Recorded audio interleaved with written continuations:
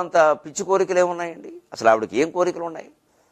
కర్ణుడి పక్షానికి వచ్చేస్తే బాగుండు, పాండవులు యుద్ధంలో గెలిస్తే బాగుండు, ఇదే గొంతెమ్మ కోరిక. కర్ణుడు ఈ పక్షానికి వస్తే యుద్ధం జరగదు.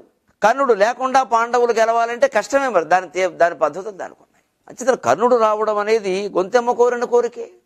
ఎలాగో వల్ల కర్ణుడు రావాలి. అందుకే చివరికి నేను ప్రయత్నించాను అత్త, నా వల్ల కాలేదు, ఆయన దేనికి లొంగలేదు. ఏదో రకంగా కర్ణుడు లాక్కొచ్చేస్తే శాంతి జరుగుతుంది కదా, యుద్ధమే జరగదు. అసలు పాండవులు గెలవడం ఏమిటి, యుద్ధమే జరగదు. నాకు తెలుసు దుర్యోధన నమ్మకాలన్నీ ఆయన మీద ఉన్నాయి.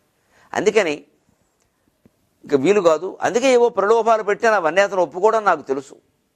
కానీ పెట్టాను, ఏదో నా ప్రయత్నం నేను చేద్దామని. కానీ కుదరలేదు. నువ్వే వెళ్ళు అడుగు అంటాడు. ఆవిడ అడిగినా రాడు. అలా కర్ణుడిని రావాలనుకోవడం, యుద్ధంలో ఆ కర్ణుడు రాకున్నా రాకపోయినా పాండవులు గెలవాలనుకోవడం, కర్ణుడు వచ్చి గెలిపించాలనుకోవడం, ఇది తీరని కోరిక. ఈ తీరని కోరికలనే గొంతెమ్మ కోరికలు అంటారు. కుంతీదేవి కోరికల్లో అంత పిచ్చి కోరికలు ఏమున్నాయండి? అసలు ఆవిడకి ఏం కోరికలు ఉన్నాయి? కర్ణుడి పక్షానికి వచ్చేస్తే